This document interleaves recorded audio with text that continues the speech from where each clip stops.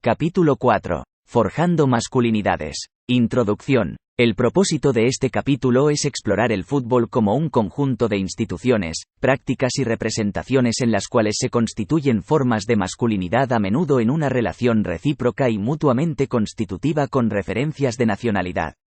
El capítulo se organiza en 6 apartados. El primero describe formas en que se expresa la honorabilidad homosocial, sobre todo a través de la feminización de los oponentes. El segundo apartado analiza la presencia de nociones hegemónicas de masculinidad en la publicidad, particularmente la de Coca-Cola, patrocinador oficial de la Selección Nacional de Costa Rica. El siguiente explora una serie de fotografías de mujeres en un ritual de camisetas mojadas, que consiste en derramar cerveza sobre sus pechos. Se sugiere que el caso ilustra una forma de desublimación represiva, hace ya muchos años discutida por Herbert Marcus. Continúa con el análisis de la mirada masculina como un sobreentendido que suele estar a la base de formas de representación del fútbol. El quinto tema de este capítulo analiza modos en que el fútbol expresa y moviliza la homofobia, como parte de los rituales y la interacción de los aficionados. De particular interés acá es discutir por qué en un ámbito tan homosocial, la homofobia sea tan prevalente. El último apartado se interroga por formas incipientes en que aparece el cuerpo masculino en publicidad vinculada con el fútbol. Las conclusiones de este capítulo sostienen que el fútbol sería una de esas arenas en donde las masculinidades hegemónicas podrían expresarse, sobre todo tomando en cuenta que las reivindicaciones de las mujeres, la inestabilidad de los empleos, la presencia más frecuente de modelos masculinos en la publicidad, entre otros, han puesto en crisis las masculinidades y éstas encontrarían menos espacios en donde expresarse, particularmente en sus formas más hegemónicas. Las consideraciones anteriores se explorarán empíricamente a partir de material recopilado en los partidos clasificatorios jugados por la selección de Costa Rica para el Mundial de Japón y Corea del Sur 2002 y durante dicho mundial. Este material comprende diálogos y formas de interacción en estadios, bares, así como referencias publicadas en los medios de difusión y en Internet. También se analizan las conversaciones de un grupo de aficionados costarricenses durante un viaje por tierra a Honduras, en ocasión del partido en que se enfrentaron las selecciones de ambos países. La honorabilidad homosocial en juego. El carácter homosocial del fútbol se expresa en una serie de imágenes y prácticas, que suelen asumirse como parte del espectáculo y las tradiciones presentes en los partidos. La homosocialidad es tan constitutiva que no se convierte en tema, incluso suele pasar desapercibida en la investigación académica, como se anotó en el primer capítulo. El humor y los chistes en general son formas de normalización del carácter homosocial del fútbol. Los chistes con frecuencia inscriben la homosocialidad en la vida cotidiana y la normalizan. Durante el viaje de un grupo de fanáticos costarricenses a Tegucigalpa, con motivo del juego entre Costa Rica y Honduras, algunos pasajeros tomaron la iniciativa de contar chistes. 2 jóvenes sentados cerca del conductor, y utilizando el micrófono del autobús, preguntaron al resto de pasajeros si deseaban contar chistes. Poco después, un joven profesional de clase media surgió como el mejor narrador de chistes. Durante cerca de 1 hora y media, la homosexualidad fue el tema predominante en la mayoría de los chistes. Los relatos fueron interrumpidos cuando una pasajera se quejó por la excesiva homofobia.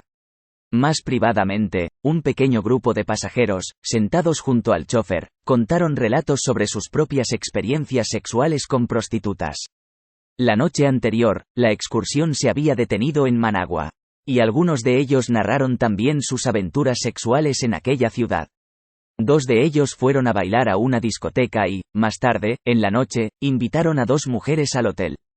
Cada uno de ellos intimó con una de ellas mientras el otro grababa el encuentro sexual. Más que discutir sobre la verosimilitud de las historias, tal vez lo más relevante sea notar la satisfacción que generaba la narración. De hecho, motivó otras historias entre quienes escuchaban. Como Walter Benjamin anota, el que cuenta la historia hace de la misma la experiencia de aquellos que están escuchándola. Esta interacción dio lugar a una conversación sobre mujeres que trabajan en cabarets o clubes nocturnos en San José, la cual pareció ser una de las narrativas más satisfactorias para ellos. Durante el Mundial de Japón y Corea del Sur 2002, circularon algunos chistes por correo electrónico. Uno de ellos se titulaba Las reglas que las mujeres deben de seguir durante el Mundial. Se trata de 10 disposiciones o reglas que regularían durante la competencia. Una de ellas apunta: es muy posible que recibamos visitas entre las 12 de la noche y las 7 de la mañana, por lo que es necesario tener preparadas boquitas y cervezas para atenderlos dignamente. Otro de los correos se titulaba Vivir la vida y consiste en una serie de preguntas sobre fútbol. Dos de las preguntas interrogan: ¿qué sabes vos, mujer, de la vida? ¿Cómo vas a saber lo que es un orgasmo? ¿Si jamás metiste un gol olímpico? Este segundo correo finaliza diciendo: por eso, mujer, ¿cómo vas a saber qué es vivir la vida, si jamás viviste el fútbol? La homosocialidad se expresa en el rechazo de la feminidad, como se aprecia en los chistes anteriores, pero también en la centralidad del cuerpo como significante de honorabilidad masculina. De hecho, como se discutió en el primer capítulo, la mayor amenaza a la honorabilidad es la amenaza del cuerpo. En el juego clasificatorio entre las selecciones de México y Costa Rica, realizado en el Distrito Federal, el equipo local anotó el primer gol en el juego y la expresión más común que se escuchaba en un bar frecuentado por hombres costarricenses de extracción trabajadora era: «nos la van a meter». Y cuando al final Costa Rica ganó, los comentaristas de televisión definieron la primera victoria costarricense en el Estadio Azteca como una hombrada. El Día del Padre se celebraba un día después de dicha victoria y un comentarista de televisión afirmó: «no se puede pedir más», sugiriendo de esta manera que una victoria sobre México era el mejor regalo para dicha ocasión. Después de la derrota de Costa Rica contra Estados Unidos en la ciudad de Kansas City, Missouri, las expresiones más comunes en un bar repleto de estudiantes universitarios fueron: «nos la clavaron», «nos metieron el baguette». En otras palabras, estos dos grupos de hombres, los primeros adultos de extracción obrera y los segundos jóvenes universitarios, coincidieron en asociar una victoria o derrota a la respetabilidad masculina. Meses después, cuando Costa Rica le ganó a Estados Unidos, clasificando de esta manera a la Copa Mundial, algunos fanáticos que salían del estadio cantaban: «ganamos, vencimos, picha y huevos les metimos». En ambos casos, la amenaza de la respetabilidad masculina es representada como una violación homosexual. El penetrar es el mayor símbolo de la respetabilidad masculina. Lo que más amenaza es el ser penetrado y, a su vez, la penetración feminiza al oponente. La penetración funde el poder y la sexualidad, pues es una forma de posesión. El cuerpo se convierte en el portador de la respetabilidad y transgredir los límites del cuerpo es una de las principales formas de ejercer el poder o de socavar al adversario. Cuando la selección de Costa Rica venció a la selección hondureña, por primera vez en muchos años, el diario La Prensa publicó una ilustración de Darío Vanegas, reproducida en la imagen 11, la cual se circuló en Costa Rica con textos adicionales que enfatizan imágenes de penetración. Dicen los textos añadidos: «vamos jalando que los ticos nos dieron por la madre.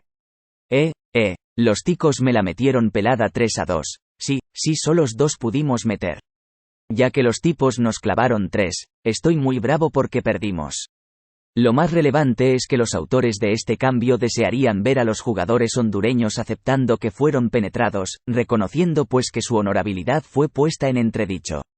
El análisis de estas referencias a honorabilidad y penetración no puede ignorar que el fútbol y otros pocos lugares públicos, como bares, son, simultáneamente, de los pocos sitios en los que es permitido el contacto físico entre hombres heterosexuales. Ya sea en el campo o en las graderías. Este contacto no tiende a generar homofobia o censura. Podría argumentarse que el contacto físico no atenta contra la respetabilidad masculina porque la mirada sobre el campo de juego y las graderías estaría dominada por lo que los hombres hacen y no tanto por lo que los hombres son, de allí que la acción, anotar un gol o impedirlo, por ejemplo, y no la identidad de los protagonistas sea el modo predominante de mirar. Además, se podría argumentar que, como apunta Jacobo Sifter, la cultura sexual no es producto de un solo discurso, sino que interactúa con otros y con la realidad material en que se desarrolla. Entonces no puede causar extrañeza que hombres heterosexuales fantaseen con narrativas o experiencias homosexuales. Las imágenes asociadas con la respetabilidad masculina están también relacionadas con los modos de feminizar al oponente. Por ejemplo, Cuauhtémoc Blanco, un jugador mexicano, declaró en un programa televisivo que si México perdía el segundo encuentro contra Costa Rica, celebrado en San José, él se vestiría de mujer. Una posible derrota era equivalente a ser afeminado. Su decisión fue conocida en Costa Rica y cuando salió a la cancha, la mayoría de la afición le gritaba travesti, travesti, travesti y algunos fanáticos incluso diseñaron pancartas retándolo a vestirse como mujer. A pesar de que Blanco y los fanáticos costarricenses pertenecen a diferentes equipos, caracterizados por una fuerte rivalidad. Comparten los mismos códigos de masculinidad. Publicitando masculinidad hegemónica. Esta conexión entre fútbol y masculinidades está de igual manera presente en la publicidad. Coca-Cola, el patrocinador oficial de la selección de Costa Rica, publicó 2 páginas a color en La Nación que demandan una atención especial. El primer anuncio decía, el 12 de junio viajaron 22 muchachos. Ahora regresan 22 hombres, como se aprecia en la imagen 12.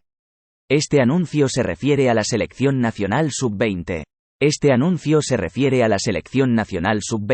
La cual obtuvo importantes resultados en la Copa Mundial de su categoría realizada en Argentina en 2001. En esta ocasión, el fútbol constituyó un rito de pasaje a través del cual, literalmente, se instituye la masculinidad heterosexual.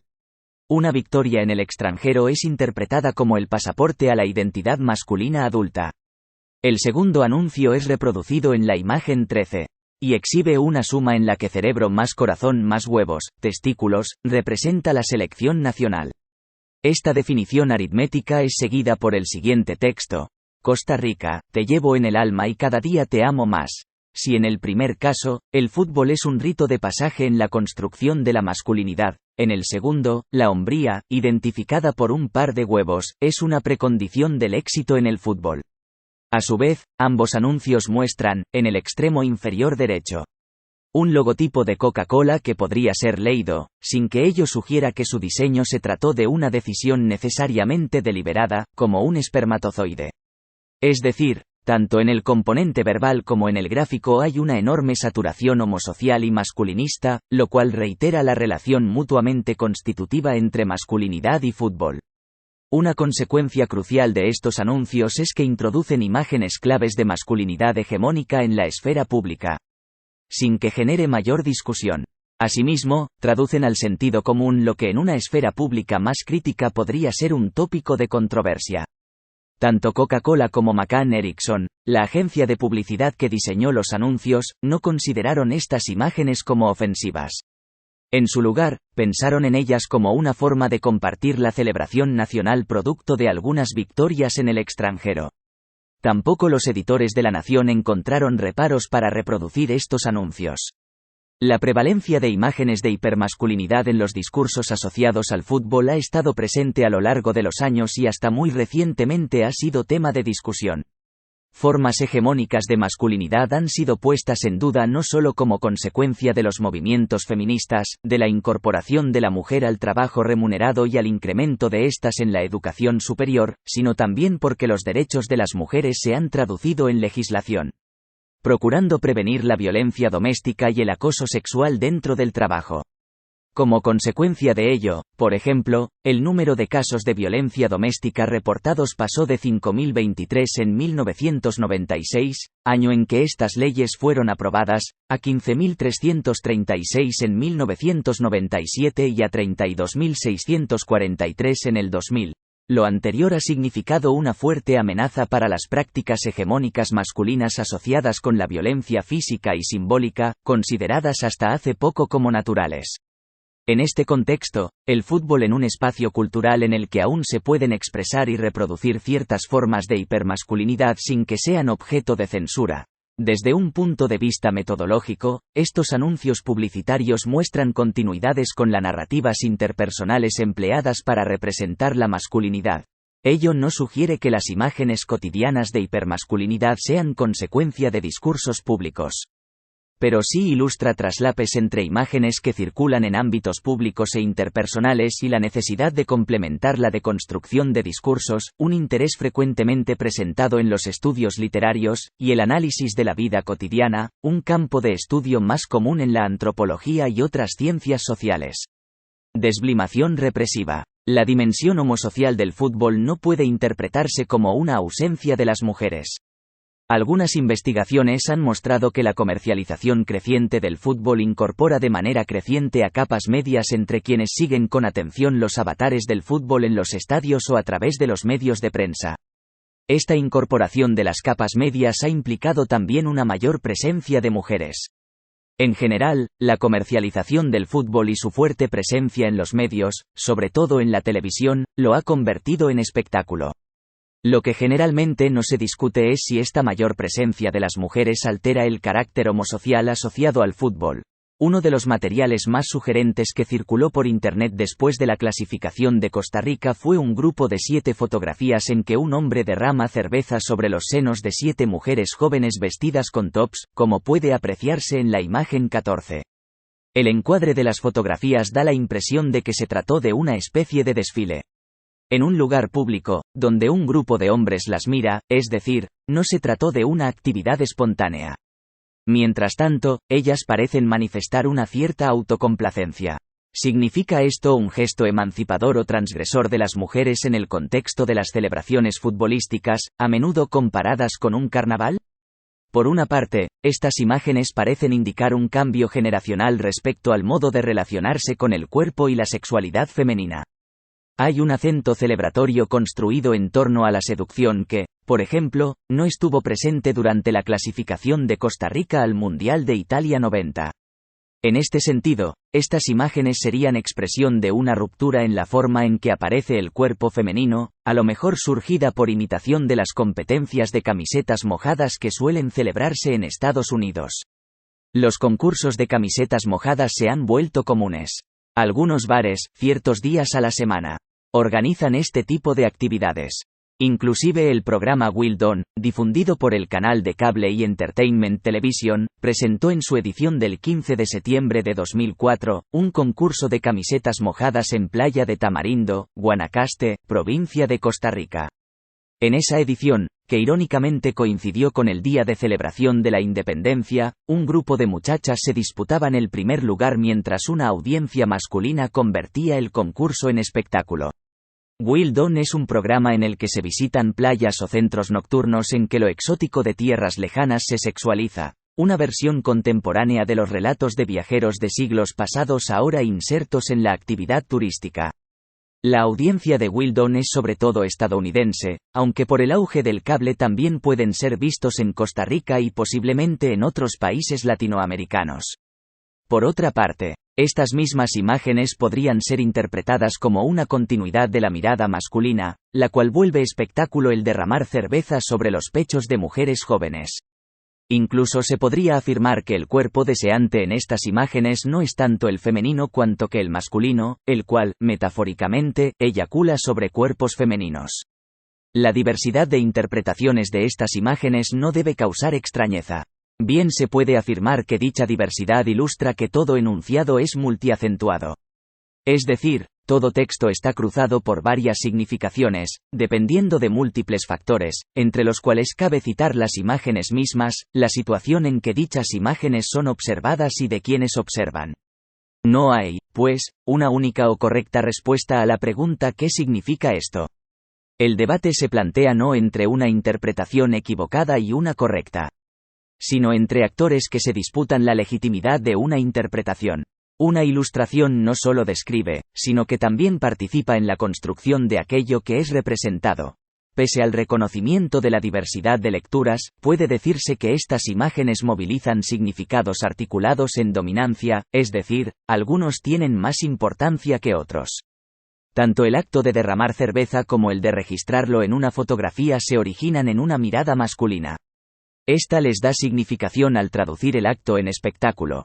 Esta mirada masculina como constitutiva del cuerpo femenino en espectáculo no sería exclusiva de estas fotos ni del fútbol, sino más bien sería una expresión si se quiere más elaborada de algo presente con mucha frecuencia en la interacción cotidiana. La mirada masculina es constitutiva e intrusiva.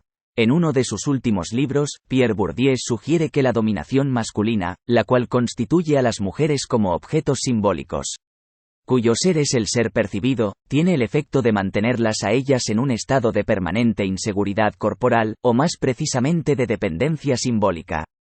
Y, ciertamente, algunas mujeres tienden a ser interpeladas por esta mirada. Tal interpelación las conduciría a lo que Herbert Marcuse llamó, hace ya bastantes años, de sublimación represiva, es decir, la libertad sexual llega a ser un valor de mercado y un elemento de las costumbres sociales. Así lo erótico se sexualiza y, más aún, se genitaliza. Se produce lo que Lee Bardsky llama una erotización de las relaciones sociales de dominación. En dicha interpelación, no hay una de resistencia, claro está, se evidencia la centralidad del cuerpo alrededor del cual parece generarse un rito de iniciación, que puede ser interpretado como un bautizo o una eyaculación, que se constituye en una forma de ingresar a un campo como el fútbol, tradicionalmente reservado a los hombres.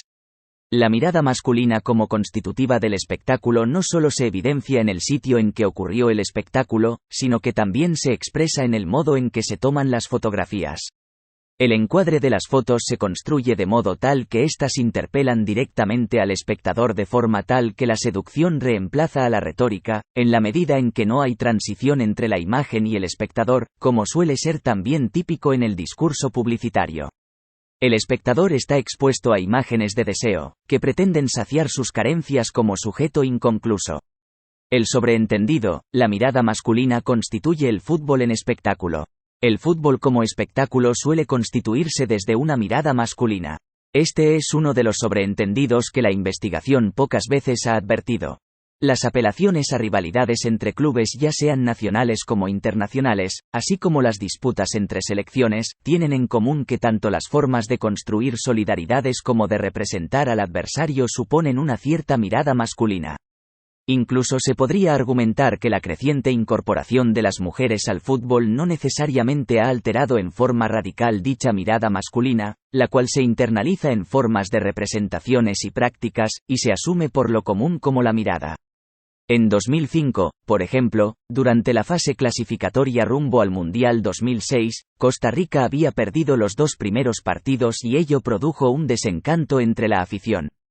Como estrategia de mercadeo, la Federación Costarricense de Fútbol estableció que con una entrada podían entrar 2 aficionados, pero puso como condición que la persona que entraría gratis tenía que ser una mujer, quien ingresaría acompañada por un hombre poseedor de la entrada.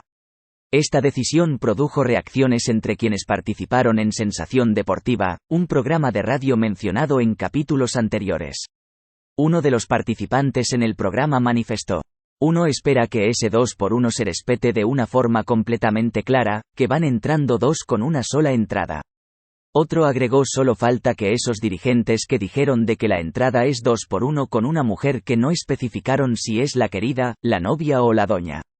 La taquilla del partido en que se adoptó esta medida ya había sido vendida a una firma comercial, la cual pagó sin saber cuántas personas adquirirían boletos. Es decir, la decisión de que las mujeres tenían que ir acompañadas de hombres no respondía a una presión económica, más bien expresaba en una forma más que transparente cómo la homosocialidad no solo se concreta en imágenes y discursos, sino que también en decisiones institucionales. Sin embargo, las conceptualizaciones sobre el fútbol no parecen asignar prioridad a los sobreentendidos masculinos. Incluso el sugerente análisis propuesto por Richard Giulianotti en torno a la sintaxis, identificaciones y rivalidades, y la semántica, solidaridades, del fútbol, parece no advertir lo estructurante de la mirada masculina en los modos en que se construye este deporte.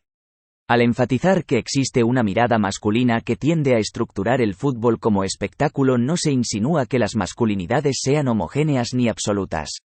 Como la literatura sobre el tema advierte, las masculinidades son diversas como cualquier otra forma de identificación. Asimismo, no se puede obviar que las masculinidades, como para el caso otras identificaciones, están estructuradas en dominancia, es decir, no todas ocupan o poseen la misma centralidad y poder. Si bien las masculinidades presentes en el fútbol no se reducen a las hegemónicas, estas últimas son claramente predominantes. Una de las ocasiones en que una cierta mirada masculina es reconocida como la mirada está presente en la sección Loca por, publicada en el suplemento Puro Mundial, incluido en el periódico La Nación durante el Mundial de Fútbol Japón-Corea del Sur 2002.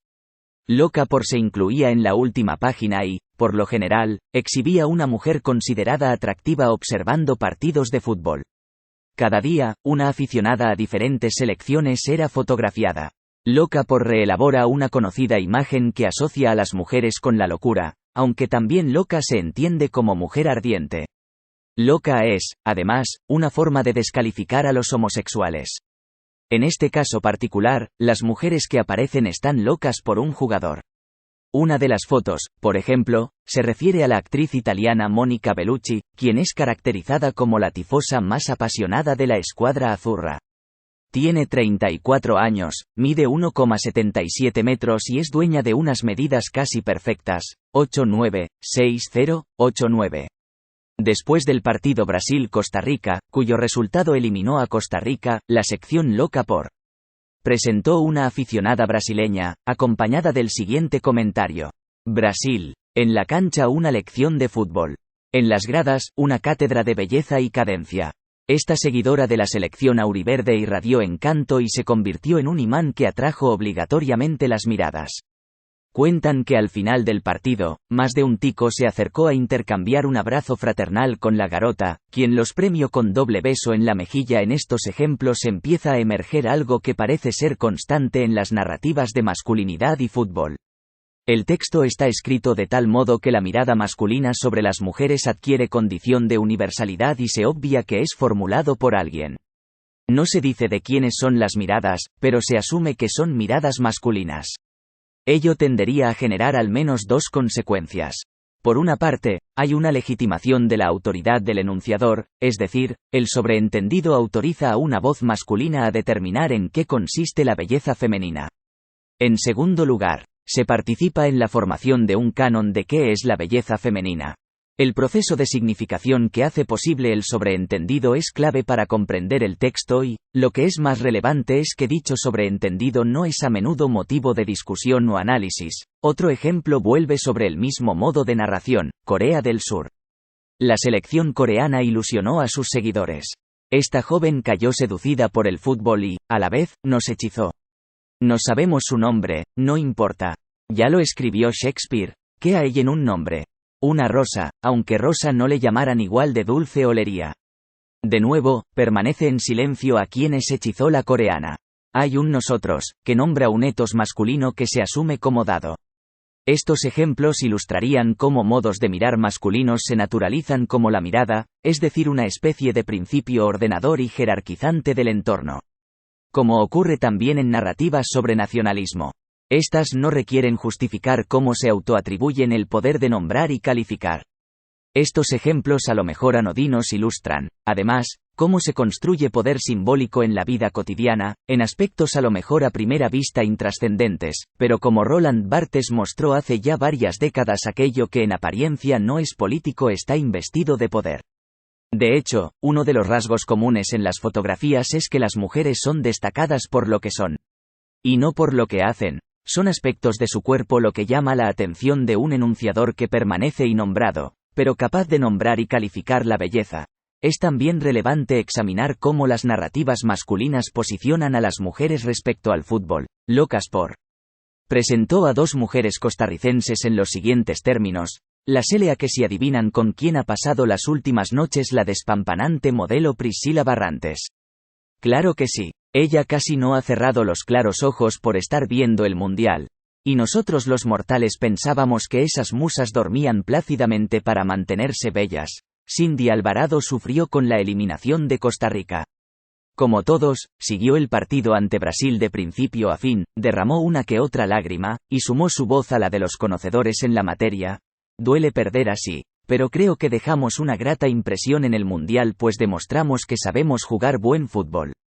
La fan de la Sele es vecina de Alajuelita y sueña con ser modelo. Ambos textos presumen que lo usual es que las mujeres no se ocupen del fútbol.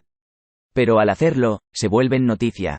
De nuevo, lo central de las narrativas no es tanto lo que se dice, cuanto la universalidad que se autoatribuye el enunciador, quien narra pero, al mismo tiempo, se borra del espacio de la enunciación. La condición de universalidad permite transformar estas nociones en sentido común. La sección Locas por. También permite pensar cómo quienes escriben las noticias, y en cierto modo la audiencia, construyen relaciones de identificación con las celebridades del fútbol. Una de las fotografías presenta unas aficionadas con una mini camiseta con el nombre de Ronaldo, fotografiadas de espaldas, exhibiendo una ajustada pantaloneta. El comentario a lo mejor es más interesante que la imagen, Ronaldo. Con admiradoras así, se entiende de dónde saca Ronaldo la inspiración para abordar las genialidades que siempre terminan en la red enemiga. Brasil. Ocurrió en el estadio de Saitama, Japón, pero el planeta fútbol gritó con ella. Brasil es yogo bonito, sí, y belleza. Las fotos, a lo mejor sin proponérselo, revelan modos masculinos de representar el cuerpo femenino.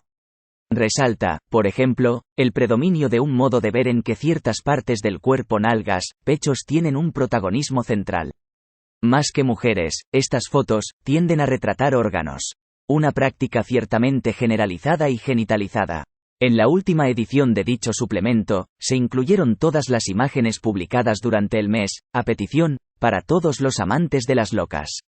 Lo que no parece ser tema de discusión entre los editores de dicho suplemento es que más que mujeres observando fútbol, estas fotografías indican cómo ciertos hombres, en este caso los editores, miran a las mujeres que se involucran en el fútbol. Los editores subrayaron: Los locos por locas puro mundial entró en la recta final, pero desde ya hay muchos lectores preocupados. Ayer, vía fax, correo electrónico, debimos responder a una consulta recurrente. ¿Qué pasará con la sección loca por del suplemento? Tranquilos, no se preocupen.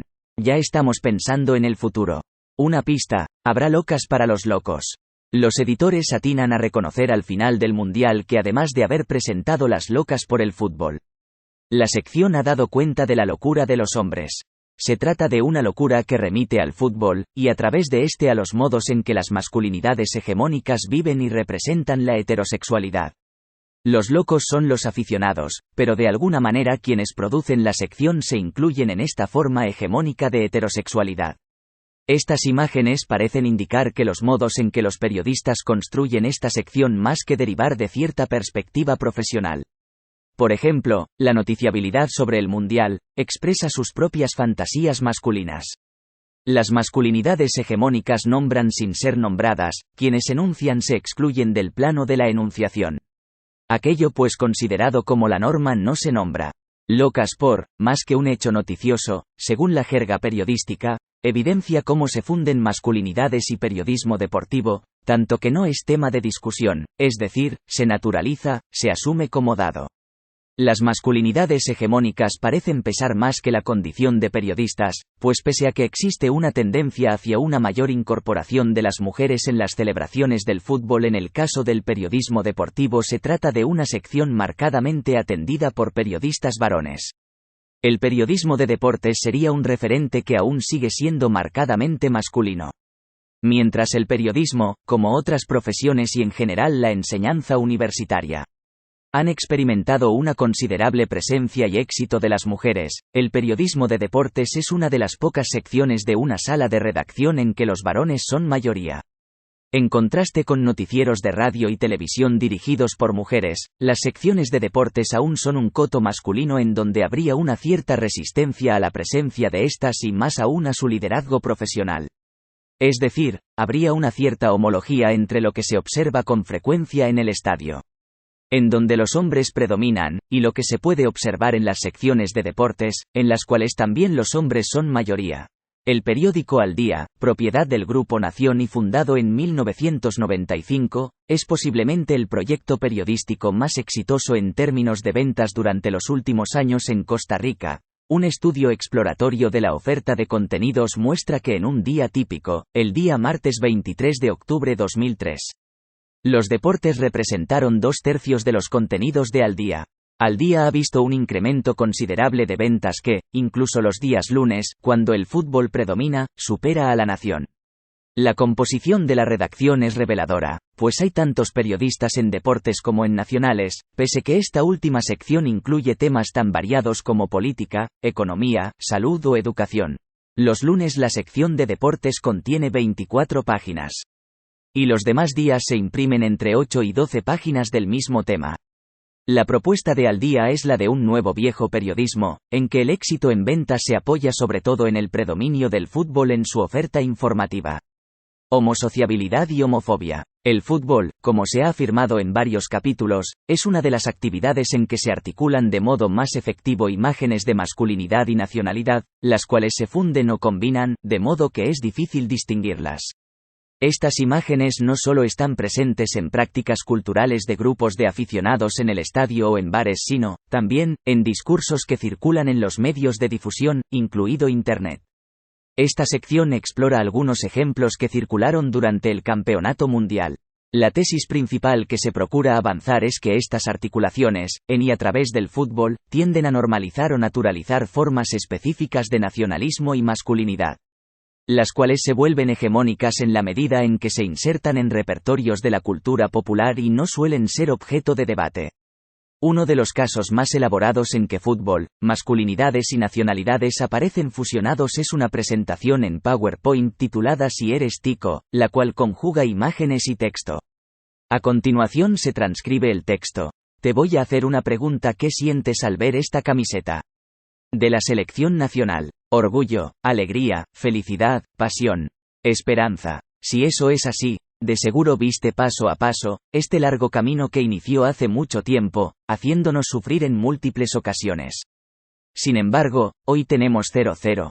Testículos, carajo, y como lo hicimos en Italia 90 vamos a apoyar a la Sele. Y con la ayuda de Dios, llegaremos lejos. Si amas a la Sele, manda este mensaje a la mayor cantidad de personas que puedas y dependiendo de la cantidad sitúate en la siguiente escala: +10 igual a eres fanático número 1. 5 a 10 igual a te gusta el fútbol y eres tico. 1 a 5 igual a apoyas a la Sele pero no mucho. 1 igual a no te gusta el fútbol, pero eres tico. 0 igual a eres medio guineo o nica. De manera casi literal, esta presentación ilustra cuán entronizado está el fútbol como significante de nacionalidad y masculinidad, pues tanto la una como la otra disminuyen de acuerdo con el interés que se muestre por la selección de fútbol. Pero si el interés llega a 0, las dos formas en que se enuncia que no se es costarricense es por referencia a homosexualidad, que en ciertos contextos indica que gusta del pene, nombrado por analogía como guineo, o que se es nica, el mayor significante de ser extranjero en Costa Rica. La homosexualidad y el ser nica son las dos formas de negación del ser costarricense.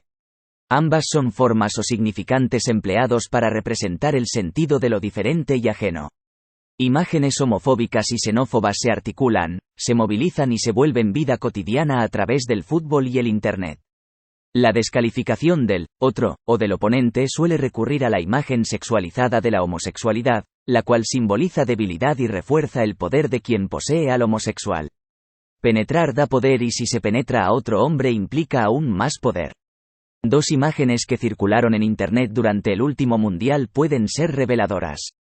La imagen 15 tiene por título: ¿Cómo se escribe en chino Costa Rica nos ganó? La imagen consiste en dos signos que semejan una penetración anal.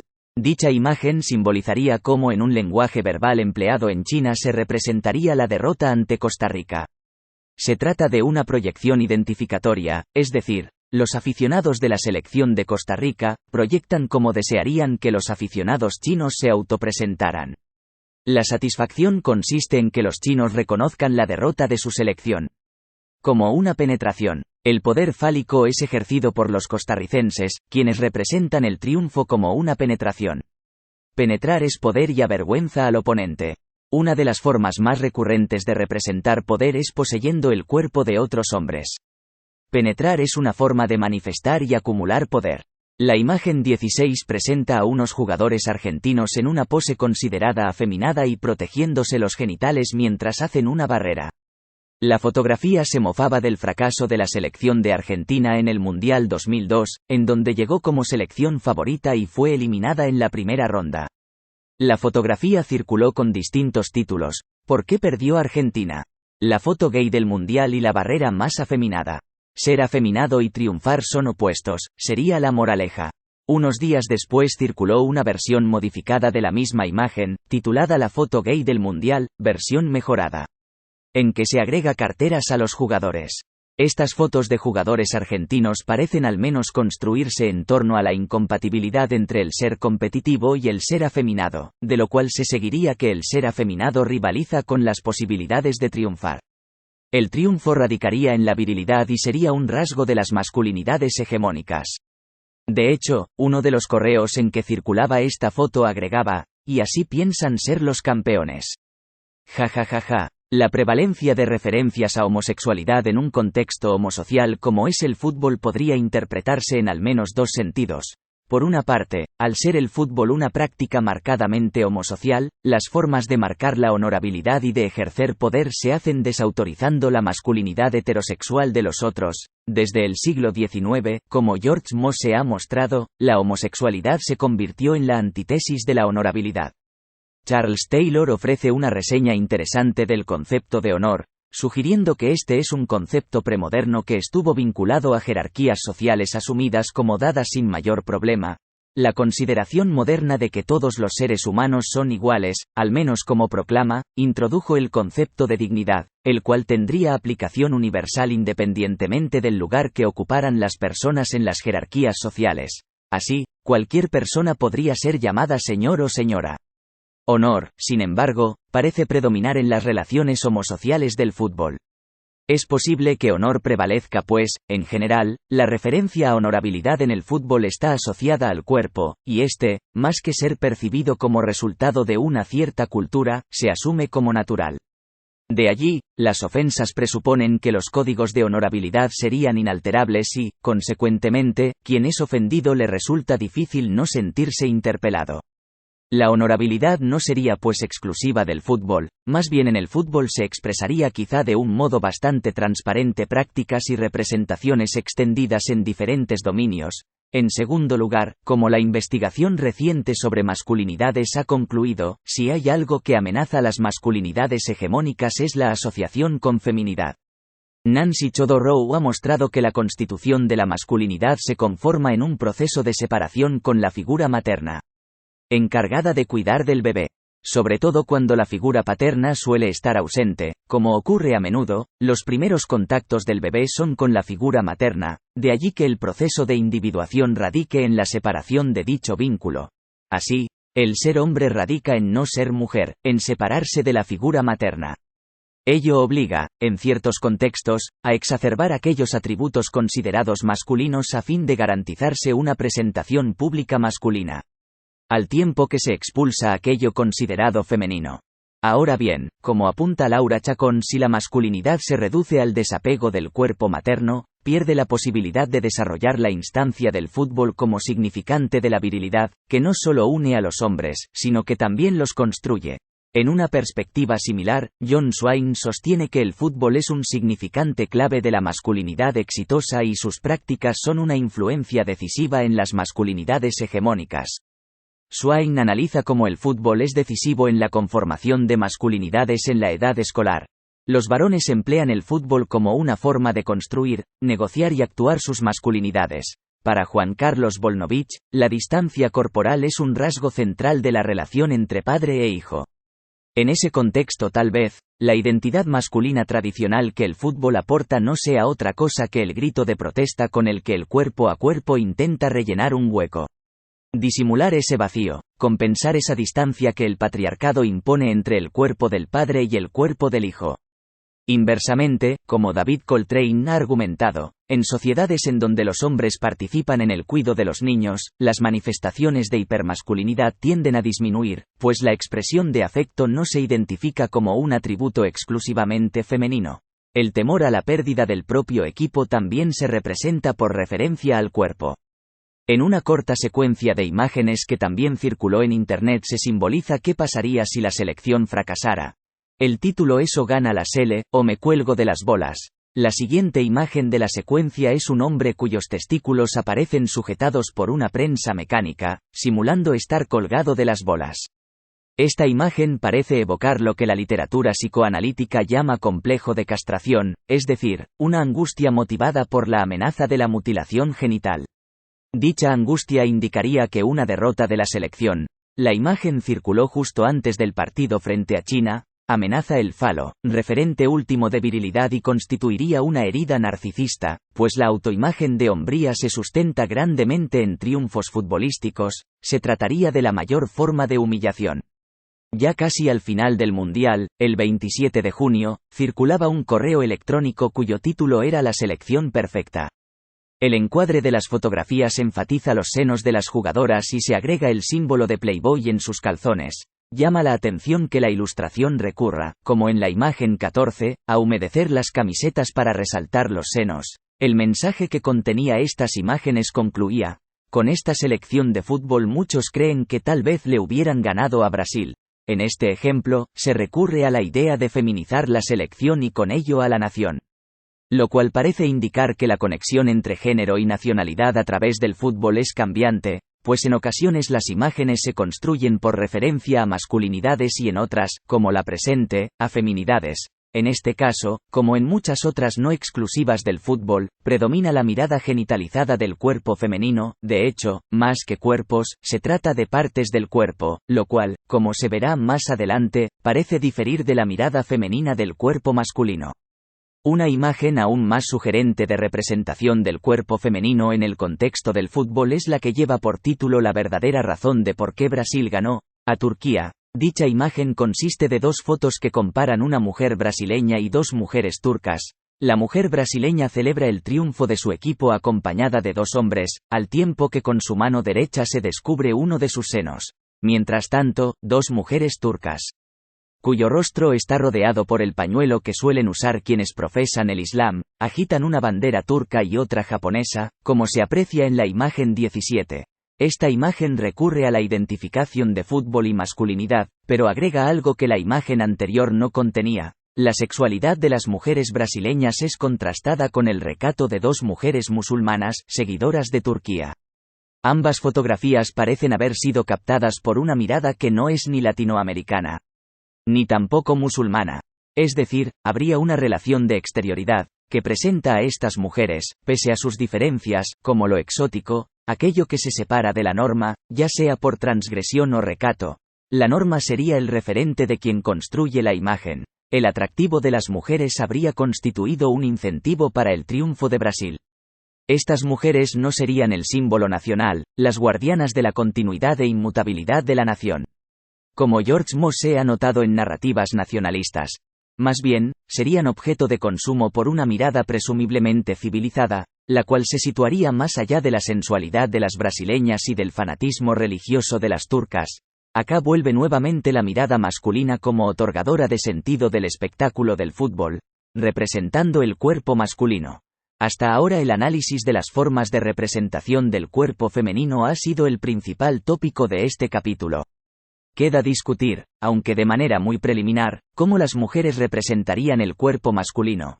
Una primera observación es que las imágenes del cuerpo masculino no asociadas con acciones de un partido son escasas en la prensa, es decir, imágenes de cuerpos de aficionados o jugadores no suelen registrarse con mucha frecuencia. Abundan imágenes de hombres en las cuales ellos protagonizan acciones, pero escasean en donde ellos son, lo cual, como ya se dijo antes, es lo opuesto al caso de las mujeres, pues ellas suelen ser y no hacer. En Internet, aparecieron unas cuantas de estas imágenes. Quizá las que alcanzaron mayor circulación fueron las de Gabriel Batistuta, jugador argentino. El correo electrónico que distribuyó las fotos de Batistuta contenía 4 fotos, las cuales enfatizan el torso del jugador. En estas fotografías, Batistuta no aparece como jugador de fútbol, sino como modelo publicitario de la marca de anteojos Sting. Durante el Mundial, las imágenes circularon sin ser asociadas a dicho producto. Se trata de una de las pocas imágenes en que un jugador aparece sin vinculación al fútbol. Queda la pregunta de si estas formas de representar el cuerpo masculino expresan una mirada femenina, con todo y los riesgos de esencialismo que puede implicar la expresión mirada femenina, o bien, es el modo en que los hombres suelen representar su propio cuerpo. En cualquier caso, lo que sí parece haber cambiado es que con el auge de la publicidad y de la creciente mercantilización del fútbol y sus estrellas, es más frecuente la representación del cuerpo masculino. Ya no es solo que los cuerpos masculinos aparecen en el juego, es que los jugadores se han vuelto celebridades, como se discutirá en detalle en el próximo capítulo. Otra de las imágenes en donde se explora el cuerpo masculino consiste en una presentación en PowerPoint, en que se enlista una serie de motivos para levantarse en la madrugada a ver los partidos. Se trata de varias imágenes de rostros masculinos, 6 en total, todos blancos, lo cual da una idea de los modos de representar la belleza masculina. Luego, prosiguen imágenes que justificarían ver los juegos en diferido, como por ejemplo piernas atractivas. La presentación se interroga. Después de un espectáculo así, ¿a quién le importa quién gane? El final de la presentación es titulada La Volta Olímpica, en donde un grupo de jugadores desnudos corre en el campo de juego. La cámara los registra de espaldas y en un plano general. A diferencia de la representación del cuerpo femenino, las imágenes del cuerpo masculino son menos genitalizadas. Hay menos fragmentación del cuerpo, no se reduce, tanto, a orificios y protuberancias. Aunque ello no responde hasta qué punto la mirada femenina predominante no reproduce al voyerismo característico de la mirada masculina. Habría que preguntarse si a las mujeres les gusta ver a quienes encuentran atractivos. Y no tanto a quienes ven por casualidad. El caso de los hombres es diferente pues predomina el voyerismo, que hace que se vean a las mujeres como algo de rutina. De hecho, voltear a ver una mujer en la calle es una situación frecuente.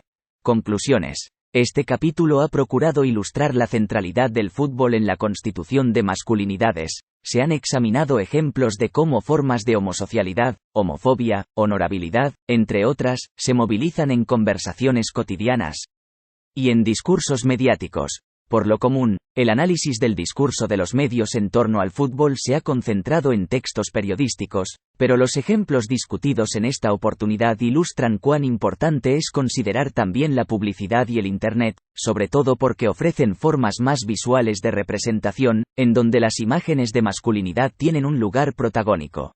A través de esta cultura visual, formas hegemónicas de masculinidad se vuelven sentido común. Hay un predominio de masculinidades hegemónicas, que se expresan, por ejemplo, en la feminización del oponente y en las expresiones homofóbicas empleadas para descalificar a jugadores o equipos rivales. Estas formas de feminización y homofobia, que suelen ser censurables en otros campos culturales, son frecuentes en los estadios. La incorporación de las mujeres en el fútbol no implica subvertir la mirada masculina que constituye el fútbol en espectáculo. La mirada masculina actúa como una forma de sobreentendido. El ejemplo de las camisetas mojadas así lo evidencia. Estas expresiones de masculinidades hegemónicas probablemente encuentren en el fútbol uno de los pocos campos culturales en que pueden ser expresadas sin que sean consideradas censurables.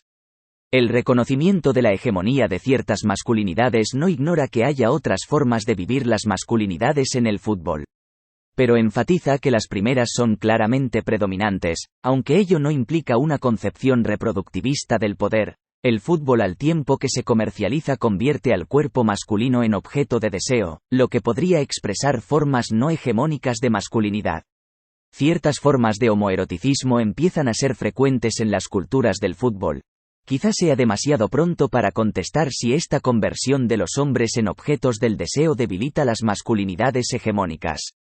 Por lo pronto, puede decirse que las imágenes de masculinidad en el fútbol son centrales tanto en términos de las continuidades de las masculinidades hegemónicas como de sus rupturas.